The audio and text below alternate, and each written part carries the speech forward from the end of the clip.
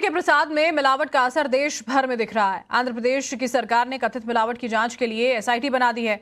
SIT ने बाकायदा शुरुआती बैठकें भी कर ली हैं। दूसरी तरफ अयोध्या में भी नैवेद्य की जांच की जा रही है और हम आज आपको ये बताते हैं कि तिरुपति से लेकर अयोध्या तक कैसे प्रसाद में मिलावट की जांच पड़ताल चल रही है, कैसे देश भर में इसका असर दिख रहा है। नैवेद्य को दैवीय कृपा मानकर भक्त ग्रहण करते हैं, उसमें मिलावट पर अब राष्ट्रीय स्तर पर फिक्र हो रही है। जिस प्रसाद बिंदु में जब भोग में अशुद्धता पर चर्चा हो रही हो, तब देश भर के सनातनी ये जानना चाहते हैं कि क्या राम मंदिर के प्रसाद में भी मिलावट है। क्या मुमकिन है कि इलायची दाना भी अशुद्ध हो।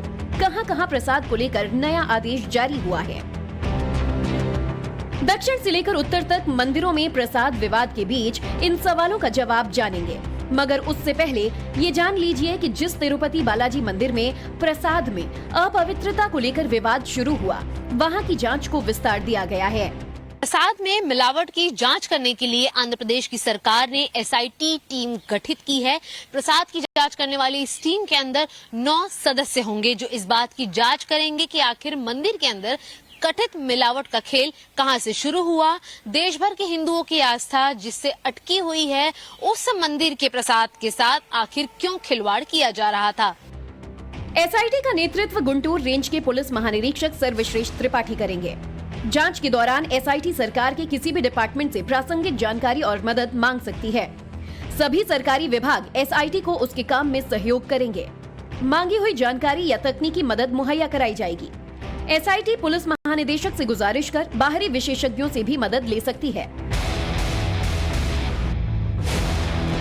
एसआईटी उस जड़ तक पहुंचने की कोशिश करेगी जिसकी वजह से करोड़ों हिंदुओं की श्रद्धा के साथ खिलवाड़ किया गया है। उस भोग में सोयाबीन, पाम ऑयल के अलावा आपत्तिजनक जानवर की चर्बी का इस्तेमाल किया गया था। प्रसाद में बीफ टैलो और मछली का तेल मिला हुआ था। तो टेस्ट बताएगा कितने लड्डू आए हैं, कितने रहे हैं, किस प्रकार से हुआ। लेकिन जो भी आया वो भी प्रसाद बटा, वह बहुत ही जो अब पता चल रहा है वह बहुत ही दूषित रहा और ये खतरनाक षड्यंत्र है। राम मंदिर में प्रसाद के तौर पर इलायची दाने दिए जाते हैं। जो भी भक्त रामलला का दर्शन कर लौटते हैं, उन्हें यही पैकेट में दिया जाता है। इन इलायची दानों की जांच होगी। इलायची दाने के सैंपल खाद्य सुरक्षा एवं औषधि प्रशासन विभाग द्वारा लिए गए हैं। जांच के लिए नमूने झांसी के एक सरकारी प्रयोगशाला में भेजे गए हैं। हमारे यहाँ जो बटता है प्रसाद, उसका सैंपल सरकार ने लिया है, सरकार प्रशासन द्वारा। उसका जांच होगा, उसका रिपोर्ट आने के बाद जो भी आएगा उसके आधार पर हम आगे चलेंगे। राम मंदिर का सैंपल गया है तो बहुत अच्छी बात है और अब जैसा निर्देश होगा और उसी प्रकार से शुद्ध प्रसाद बनेंगे और स्थान में बनेंगे, मंदिर में बनेंगे और उसी का वितरण होगा। हैदरगंज में उस स्थान से नमूने खरीदे गए जहां इलायची दाने का प्रसाद तैयार किया जाता है। इन नमूनों को व्यापक परीक्षण और मूल्यांकन के लिए झांसी राज्य प्रयोगशाला भेजा गया है। हर दिन पवित्र प्रसाद के रूप में इलायची दाने के 50,000 से 1.5 लाख तक पैकेट वितरित किए जाते हैं। ऐसे में राम भक्तों का क्या कहना है, वो भी सुनिए। प्रसाद की गुणवत्ता की जांच होनी चाहिए, आस्था से खिलवाड़ नहीं होना चाहिए। प्रभु श्री राम नगरी में हम लोग आए हैं तो हमारे आस्था से, विश्वास से खिलवाड़ नहीं होना चाहिए। अच्छा फैसला है। हाँ, लोग ऐसा करने की साजिश कर रहे हैं ना, हमारे धर्म को करने की कोशिश कर रहे हैं। बहुत अच्छा निर्णय है। जब जांच होगी, टीम बैठेगी, वो तो किसी के पर्सनल किसी के नहीं होगी ना, उसमें सही बात निकल के आएगी। तो ये बहुत अच्छा हुआ इस सबके लिए, हमारे लिए भी और आपके लिए। हिंदुओं की कोई भी ठेस नहीं पहुंचेगी हिंदुओं को। मैं तो चाहता हूँ कि हिंदुस्तान की जितनी भी मंदिर हैं, उनके यहाँ प्रसाद की जो भी व्यवस्था है उसमें बहुत ध्यान देने की जरूरत है। जाहिर है कि मंदिर में बाकायदा सूचना टांग कर बता दिया गया है कि यहाँ बाहरी प्रसाद प्रतिबंधित है। बाहर की दुकानों पर बिकने वाले प्रसाद का भोग नहीं लगाया जा रहा है। कोई प्रसाद बाहर से बना हुआ ना लाए, क्योंकि विशुद्धि घी में आ रही है।